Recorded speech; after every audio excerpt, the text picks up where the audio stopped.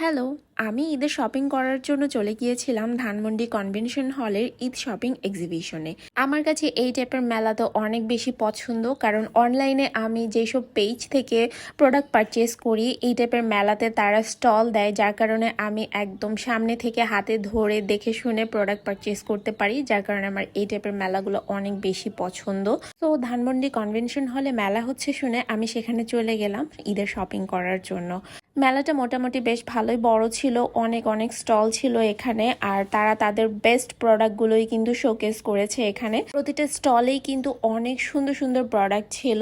So আমার সবচাইতে favourite stall ছিল এখানে এলিগেন্সিয়া। এখান থেকে আমি কিছু প্রোডাক্ট পারচেস করেছি। এর মধ্যে ছিল মিনি পারফিউম, মেকআপের প্রোডাক্ট অ্যান্ড কিছু ছোট ছোট জুয়েলারি কালেকশন। সো আমি তাদের এই জুয়েলারি কালেকশনগুলো দেখে তো অনেক বেশি খুশি হয়ে গিয়েছিলাম, কারণ আমার কাছে এই টাইপের জুয়েলারি অনেক বেশি পছন্দ। তারপরে দেখো এখানে কিন্তু তোমরা ফিঙ্গার রিং থেকে শুরু করে ব্রেসলেট সবকিছুই পেয়ে যাবে।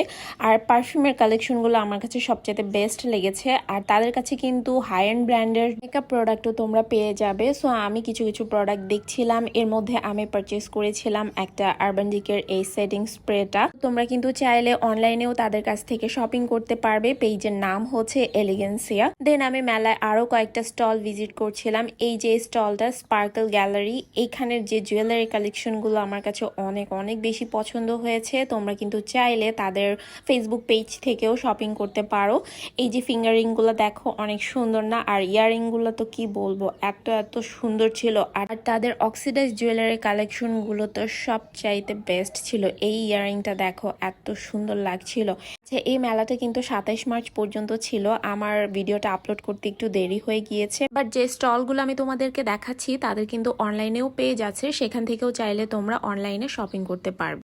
সো এই যে দেখো এখানে কিছু হ্যান্ডমেড জুয়েলারি কালেকশন ছিল, তারপরে হোম ডেকোরেরও একটা স্টল ছিল। আমার কাছে এগুলো অনেক ভালো লেগেছে দেখতে।